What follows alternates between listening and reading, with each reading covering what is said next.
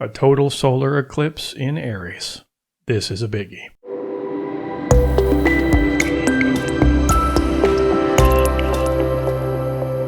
Hello stargazers, Bryan Colter here, evolutionary astrologer, for another horoscope report for the upcoming Aries total solar eclipse occurring on April 19th or 20th, depending on what time zone you're in. And it'll be most visible in the sky for the folks in Southeast Asia and Australia. And this is a major event. Eclipses always are, because they are great harbingers of change. So they have a great impact on the collective, and we will fully explore those implications. Real quickly though, I just want to announce I'm recording this on Saturday. Tomorrow, on Sunday, we'll be getting together live on Zoom, doing a group meditation guided by me, a meditation designed to bring in peace and illumination internally, but then send that out externally back to planet Earth. So it's a meditation for world peace. It's been scientifically proven that when large groups of people come together for the shared intention of world peace, it does have a palpable positive effect amongst the collective. So if you'd like to join our little tribe, we've been doing it for a couple months now, we're having a great time, please come tomorrow. I'll put the link below in the comments, but also in the show description. See you there. Okay, let's go ahead and dive right into the chart here.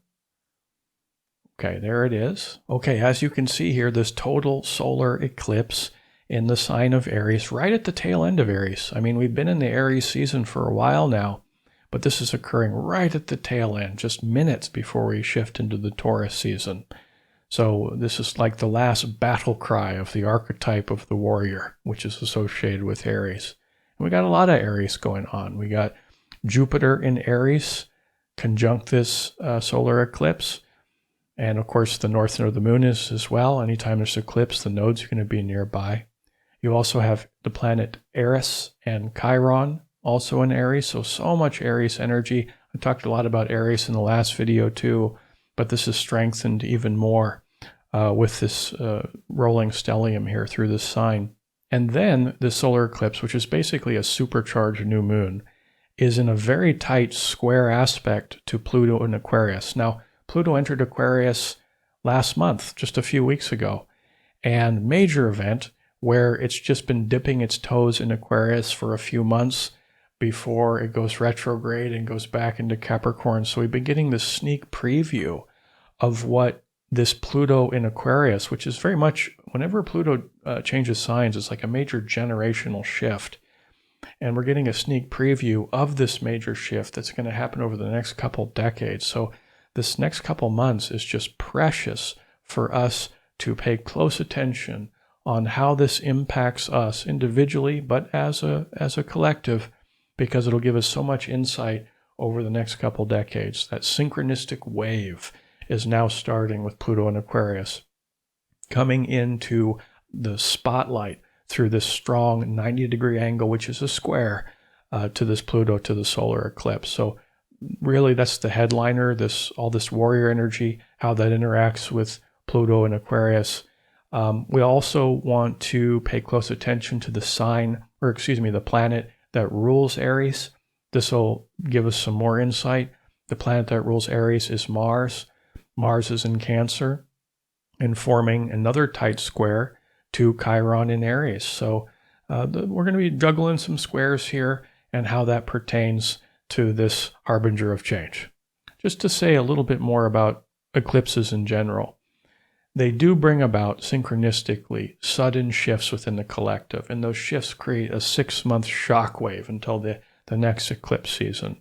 So we're going to want to be paying close attention to what occurs over the next few weeks, but then also in our own personal lives. Sometimes we hit an eclipse, if it's touching a sensitive place in our chart, we have monumental events occurring in our lives. For example, back in mid-2018, I met my soon-to-be wife at that time for the first time in person, right during a major eclipse. And the eclipse was happening in my 5th house, right on my sun. Now, the 5th house is the house of romance and courtship. Wow, you can't make this stuff up. So it was a major event for me in my life. And, not all eclipses are going to impact everybody to the same level of magnitude. That's why you want to understand where it's hitting in your chart.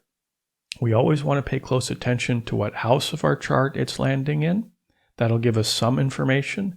Since total solar eclipse are like super new moons, they're about new beginnings. So you can think of, okay, here's the house it's in, wherever house it is for you. What great new beginning can I create that relates to this house? We can always work with them proactively, but we want to pay close attention if it's activating any planet in our chart, really, but especially if it's in a tight conjunction, which means sitting right on top of, it's a fusion of energy. If it's conjunct your sun, moon, or ascendant. The ascendant's right to the left side of the chart here. This chart I've casted has a Pisces ascendant, also known as a rising sign. So if you look to this eclipse, okay, the tail end of Aries, if you have your sun, moon, or ascendant anywhere between 25 degrees of Aries, I would say, all the way till about 3 or 4 degrees of Taurus, this eclipse is going to be landing on a critical part of your chart. Especially sun, moon, and ascendant, known as the primal triad. So pay close attention to that. And if you don't know how to recognize where this is in your chart, I do sell a tutorial on my website. It's like 40 minutes long. I'll put a link above if you're interested. So let's start with all these planets in Aries here. Aries is classically known as the ram or the warrior archetype. But let's dance a bit first with a different image, that of the newborn baby robin. Tiny little bird. And those baby robins are born around that time of year, springtime. So, here this vulnerable creature, right? It can't even recognize its enemies. It can't feed itself. And it lives in an environment where its enemies want to eat it for breakfast. Now, do we see this little robin cowering in the corner of the nest, making itself as small as it can, hiding? No, that's not what we see at all. We see the little bird sticking its neck out, mouth wide open, making as much noise as it possibly can, demanding the right to exist, survival and force of will against all the odds. Aries represents the outrushing power of spring. And of course, this is closely related to the warrior archetype, a symbol of bravery and courage and willpower. So those more virtuous expression of the warrior archetype, that strengthening, is what we're invited to bring into us now. Setting a strong intention of, how can I be more of a warrior instead of a worrier?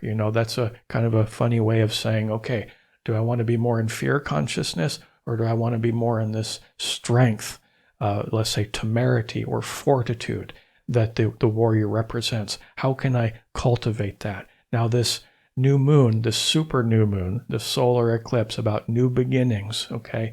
Aries is the first sign of the zodiac. It's a fire sign. It's a sign of action. How can I be more initiatory in my life? What's a new action I can take, especially related again to what house it's in your chart? This is how you can become much more specific on how you can personally work towards the symbols, because with evolutionary astrology, we're constantly seeking, okay, here's the symbols, here's what they could bring into my life or the collective. That's the more predictive side of astrology, because usually what happens is those things that occur land within the range of potentials associated with that archetypal field. But we go a layer deeper here and think to ourselves, how can I work with it more proactively, like a warrior, towards my own betterment and evolution? Well, what new beginning can I create that will require new action from me, and hopefully that new action will intimidate or scare me a little bit, because how we generate more courage within our being is facing our fears. That's the warrior mantra. I face my fears to evoke courage. That's a beautiful mantra to repeat to yourself daily, at least for the next week or so. And we can expand this out even further as we tie in Jupiter, the planet of expansion, the planet of belief in myself. How am I underestimating myself? Of course, that's closely related to Aries. What am I afraid of? There's a lack of self-confidence somewhere in my life. How can I take up more space? These are words I've been saying for the last few months as soon as Jupiter entered Aries. So this becomes even stronger now as it meets up with this eclipse. And it's like, okay, I need to believe in myself. Let's expand into life. Let's take up more space. Let's make big, healthy bets in my life that those actions just scream, I'm worth it. Actions speak louder than words in this case. Now, every front has a back. We want to be cautious about the negative qualities of these planets. You know, the Sun and Jupiter, both of these, are susceptible to the darker side of ego, the darker side of pride, especially when in Aries. Also susceptible to anger, especially with the warrior, and fear. Okay, so pride, anger, fear, those are the big ones. So there's a sort of self-righteousness that can occur with these planets if people are working with this field in a lower consciousness way, let's say, or a more stress-based or fear-based or destructive way. So we always want to keep our eye on the prize, but beware of the tripping hazards. Now, Pluto, newly in Aquarius, was already in the limelight, but here it is, even more so through this tight square to the eclipse. Now, squares is a hard angle. It's a friction-based energy. Squares aren't bad, but they are more difficult. And when Pluto enters a new sign, it doesn't do so very often, once every couple decades. When it enters into a new sign, Pluto, the god of hell, the lord of the underworld, tends to bring out the festering wounds of the collective and therefore bringing out the darkest potentials of whatever it's touching. So, of course, this strengthens the dark potentials of this anger and fear-based and rage and righteous indignation and overreactivity, so that whole piece. But then also through Aquarius, again, we're getting this sneak preview. This coming into the forefront now is the dark side of Aquarius, which we can go in a lot of different directions. But, you know, part of Aquarius is it's the engine that drives social change. So social organizations and networks going through major shifts, and might be seeing the dark side of that, but then also the dark side of technology. And here we are, I believe anyways, in the Aquarian age. And a big part of that is a rapid acceleration of technology. Of course, we're now in the age of the internet, the information age. This has already been starting. Gets even stronger now that Pluto enters this. I think this is mainly focused on, especially now, but moving forward, AI technology.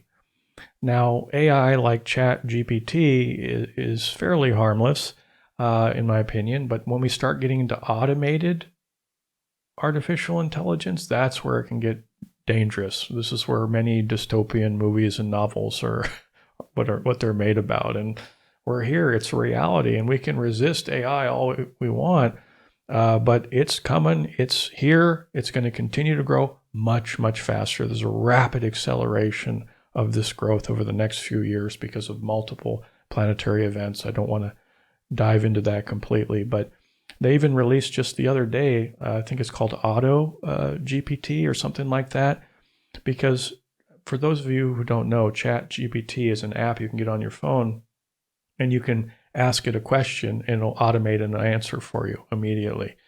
So you give it a query, it gives you an answer. Auto GPT, you can give it a range of tasks, and then it will complete all those tasks and create its own queries and just keep going and going and going. And it's, you know, probably pretty harmless, but this is just the beginning. This is going to continue to grow. So Pluto, during this 3-month period of time, especially now, keep an eye on technology and what comes out, especially over the next few weeks. We want to keep our eye on the darkness. Now, Pluto isn't a bad planet. He does trigger the darkest potentials that are more obvious, at least at first, when it enters a new sign. Like in 2008, when it entered Capricorn, we had that great crash. Capricorn is related to business and money, so there's that synchronistic field. Now it's entered Aquarius, highlighting the dark side of technology, but also the higher octave expression of technology. I would suspect, especially over the next few years, that we're going to make progress in physics. And whenever we make progress in physics and we finally get beyond string theory, it changes reality as we know it. So we always want to keep our eye on the prize as well. Now, also Aquarius is is an air sign, so it's on the mental plane, highly intelligent sign. It represents the genius archetype, so the ability to think outside the box. And those breakthroughs of thoughts, those ingenious ideas, will create these technological breakthroughs. But the dark side, the darker potentials there, Okay, Aquarius tends to be a little bit more in head than in heart, while the extreme dark side of Aquarius would be a sort of calcification in your ability to feel, or an icy heart, or heart armor, or heartlessness, okay?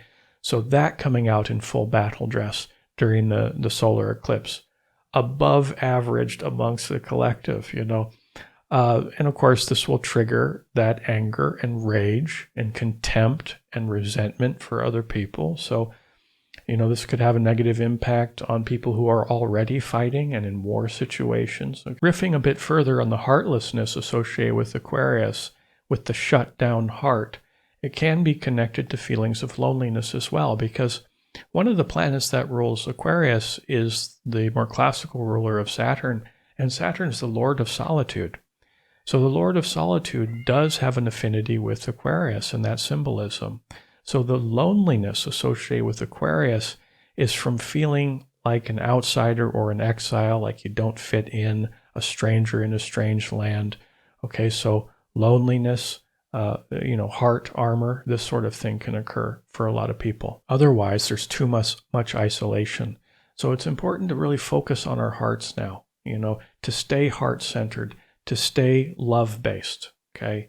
Aquarius is a symbol that's very innovative, as I said, progressive, a bit rebellious, but it also has humanitarian traits as well. There's this philanthropic side of Aquarius that's genuinely interested in making the world a better place. And this humanitarian streak is often aimed, the focus of this energy, at our social institutions. So there's this weird dichotomy. It's a very complex sign with Aquarius, where there's this solo energy, the rebel, the revolutionary, the genius, okay, the criminal, even with Aquarius sometimes. So there's this individualistic pulse or solo pulse through the Lord of Solitude rulership. That's part of Aquarius. But then there's also this reaching out to tribe energy. So with this sign. So it's an interesting balance.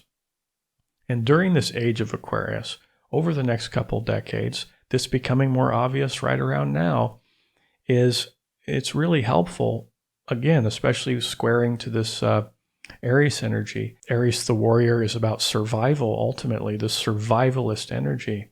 On the solo level, integrating with Aquarius, I see a lot of people learning how to be more self-sufficient, okay? Learning how to grow their own garden, making sure they got food in the pantry, not like prepper style, doom and gloom, but just being more self-sufficient, more individualistic, okay, prepared, smart. It's on the mental plane. And then also, once you get all those ducks in a row, preparing to connect with other like-minded individual in this sort of tribe energy, small pockets of people all over the planet coming together for the evolution of society, functioning as lighthouses or beacons of light for the collective when the rest of the world goes a little bit darker, So creating those lighthouses, and it starts with self-sufficiency and then connection to the tribe. So there is that dual nature to Aquarius. Now, getting over to Mars here, the planet that rules Aries, it's in the sign of Cancer, and it's in that square to Chiron. Now, what Cancer and Chiron have in common is healing, basically. So Chiron is the wounded healer in the sign of the warrior.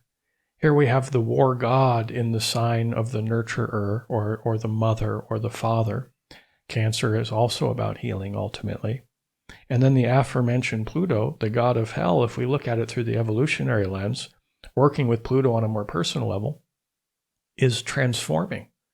Yes, it's about our woundedness rising to the surface, but that triggering, if you will, is a reminder of what we still need to work on, that pain, that suffering within our subconscious.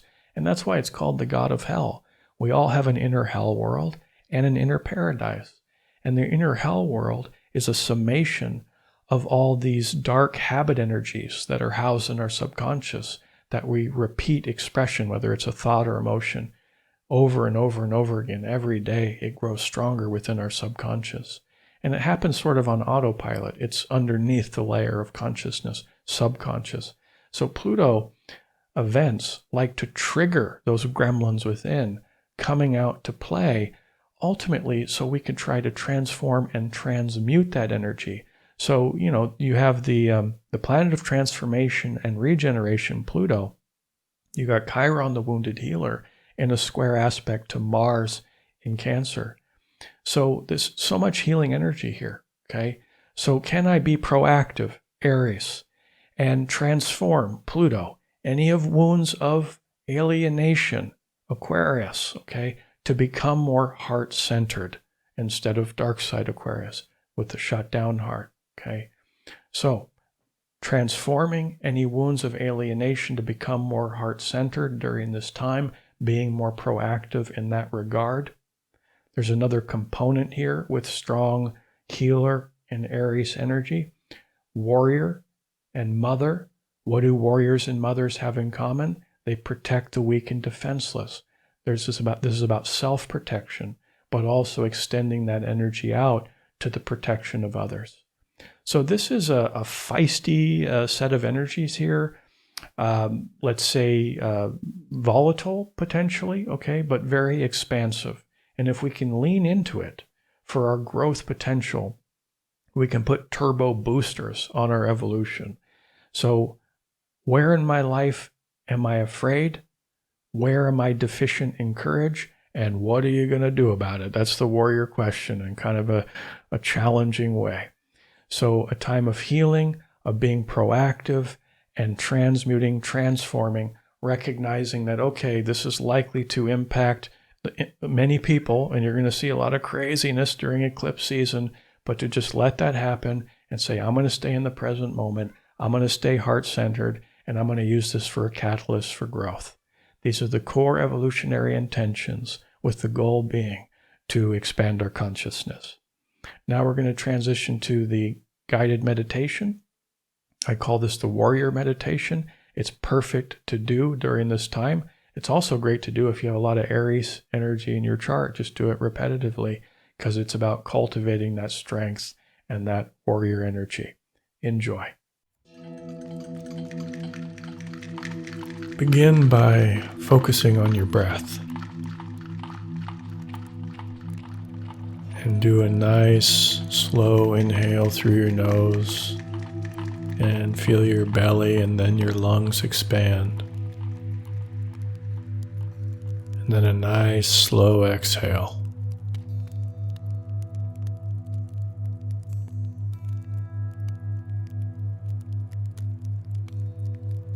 And focus on nothing but the breath.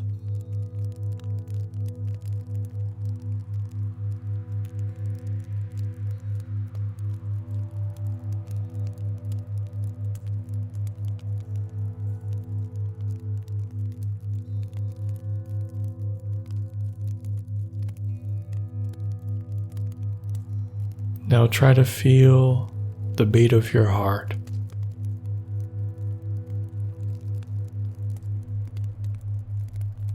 The pulse of life.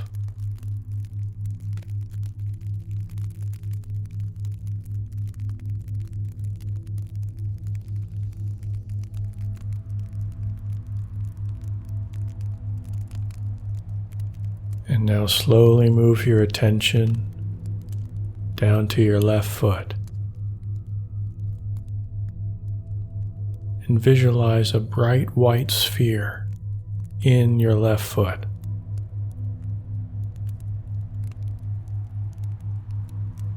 And on your next inhale, visualize that sphere moving up through your left ankle into your calf, relaxing and softening all the tissues in your lower leg.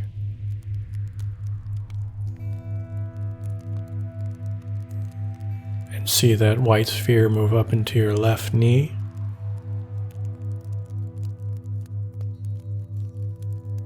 left thigh,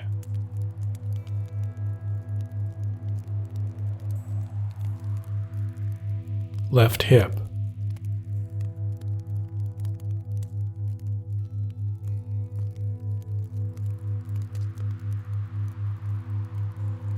and now move the sphere over into the right hip,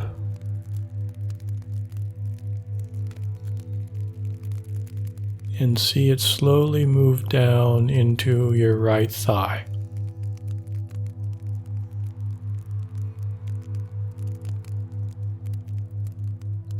And now into your right knee.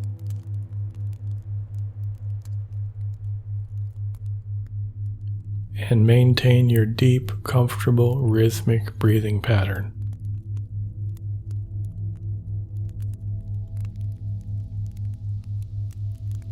And move the sphere down into your right calf muscle. And with each inhale, you see the white sphere grow brighter and brighter.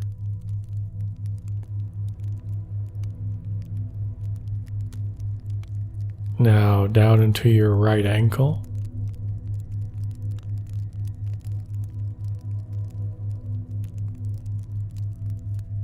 And your right foot.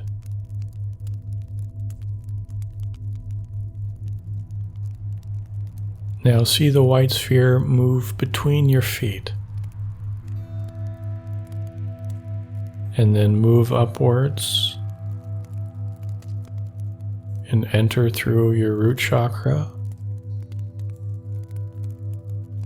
And now see this white sphere,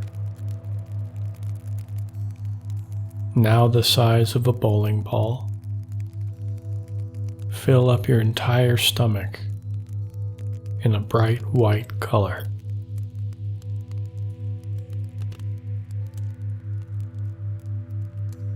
And with each inhale, you see it shine as brightly as you can in all directions.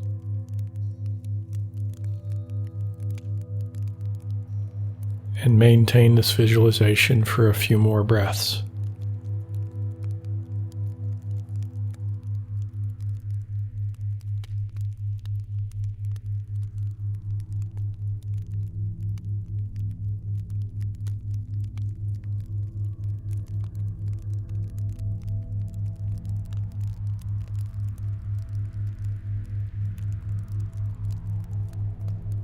On the next inhale, move the white sphere up into the chest area.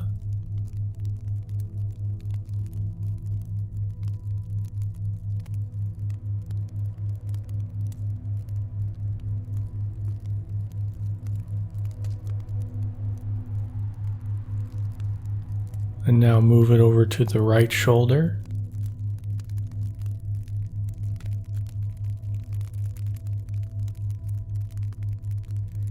The right bicep and tricep.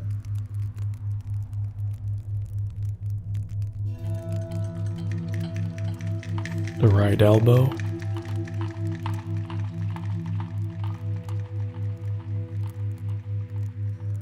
And feel and see it move through your right forearm and into your wrist. And now into your hand.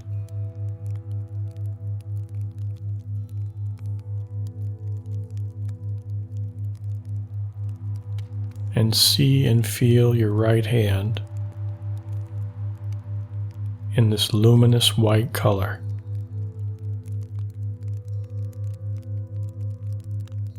You might even feel a warmth or a tingling in your physical right hand as you do this.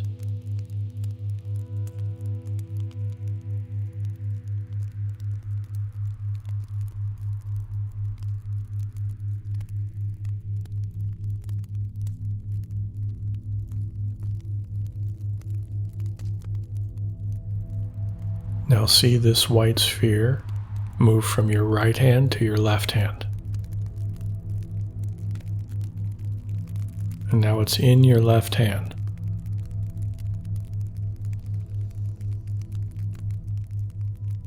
Causing your entire hand to radiate in this white color.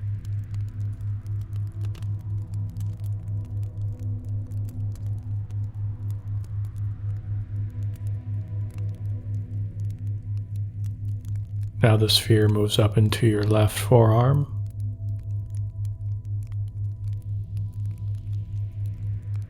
And into the elbow.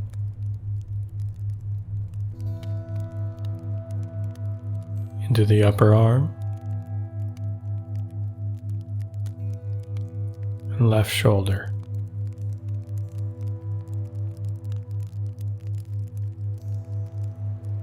Now it moves across into your neck,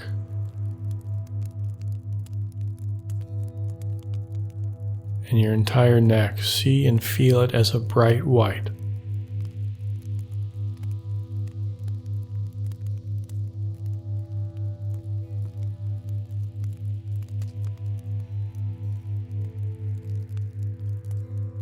And now up into your head.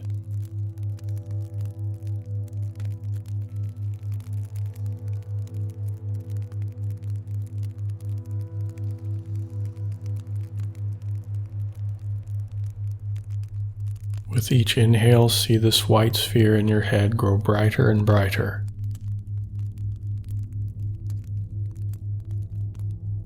And maintain this visualization for a few more breaths.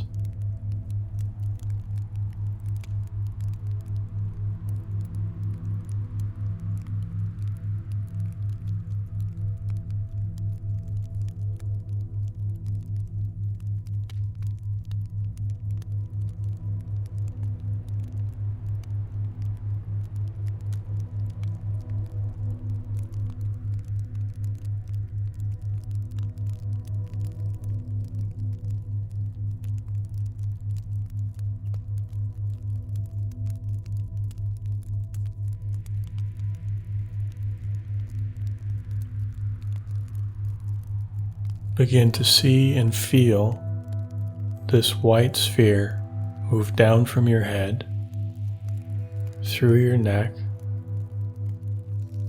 and back into your heart center, filling your entire chest with this white color.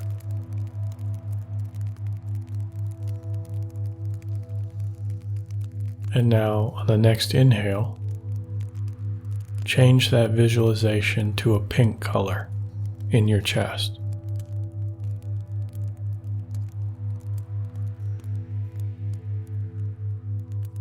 Visualize it as bright as you can.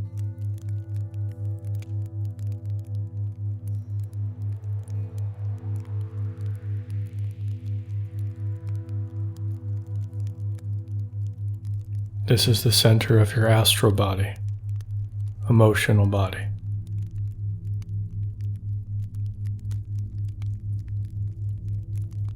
By focusing on the frequency of this pink color in this center, you help to calm your emotions and desires.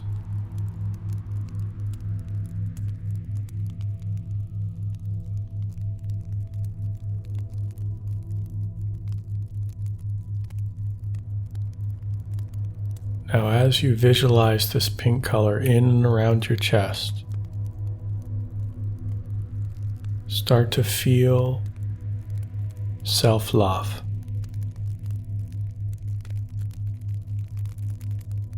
Unconditional self-love.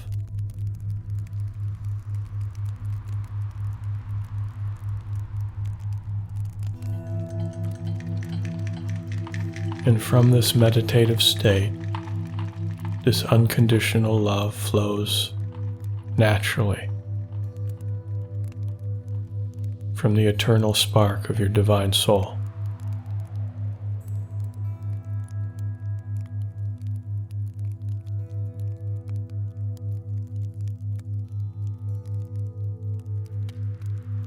Feel compassion for yourself and how far you've come in this current incarnation.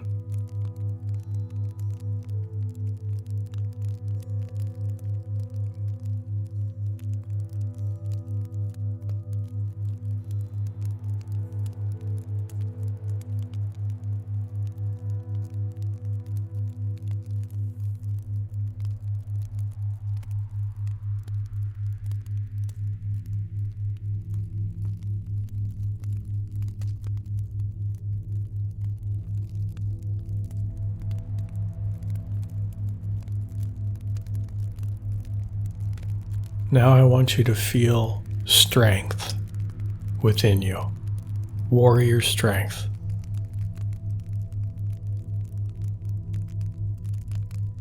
Resolve.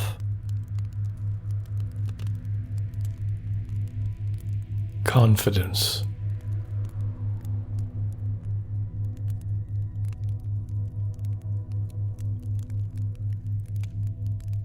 temerity,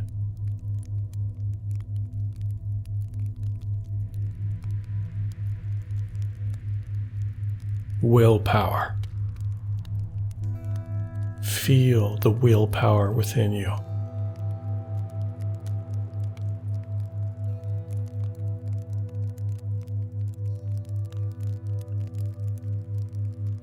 Feel courage.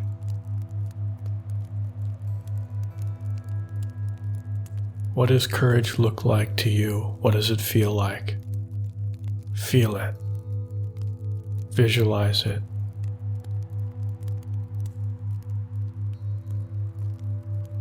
It might be helpful to visualize yourself in a situation where you are exuding bravery.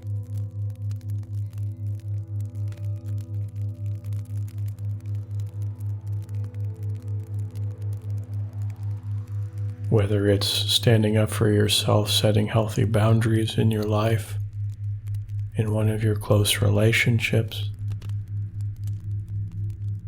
or mustering up the courage to walk in and ask for a raise with your boss,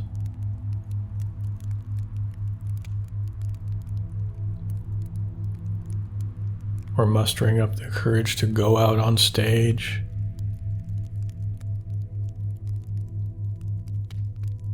or maybe just going on some adventure that's thrilling and scary and exhilarating. Whatever works for you, visualize this event happening with as much detail as you can.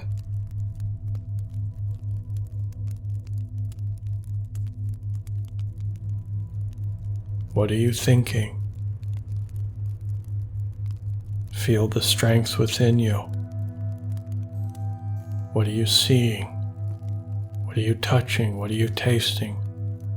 Make this visualization as multidimensional as you can.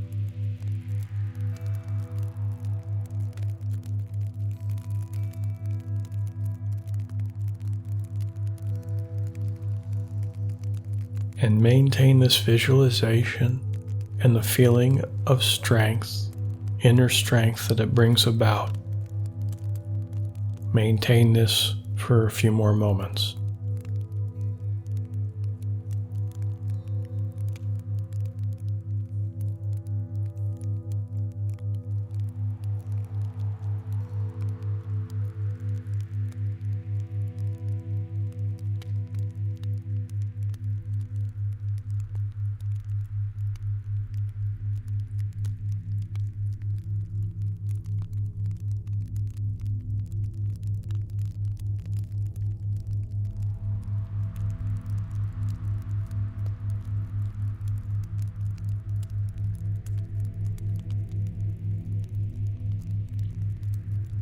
Now allow the visualization to fade and honor this process of strength cultivation within you. And focus again on your body, your entire body. And see your entire body glowing in an electric blue color.